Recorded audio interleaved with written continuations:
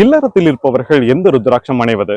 தாம்பத்தியத்தை தூண்டி விடுவதற்கு எந்த ருத்ராட்சம் தேவைப்படுகிறது?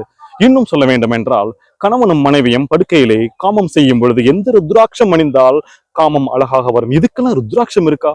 ருத்ராட்சம்னாலே ஆன்மீகத்துக்கு போவதுதானே என்ற கேள்விக்குறியோடு பார்த்தீர்கள் என்றால், 13 முக ருத்ராட்சம் என்று ஒன்று இருக்கிறது. அது காம தேவனுடைய ருத்ராட்சம் என்றே சொல்லப்படுகிறது. அந்த 13 முக ருத்ராட்சத்தை சன்னியாசிகள், என்னை போன்ற சன்னியாசிகள் அணிஞ்சோம்னா சன்னியாசமே போய்விடும்.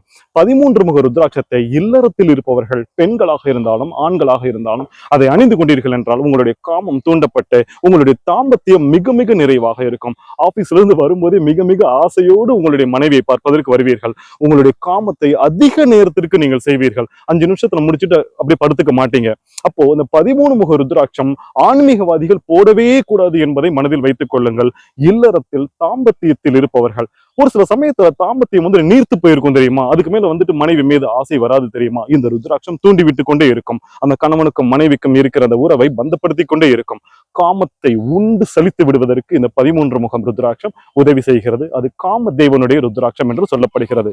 வாங்கி அணிந்து பயன்பெறுங்கள். நன்றி.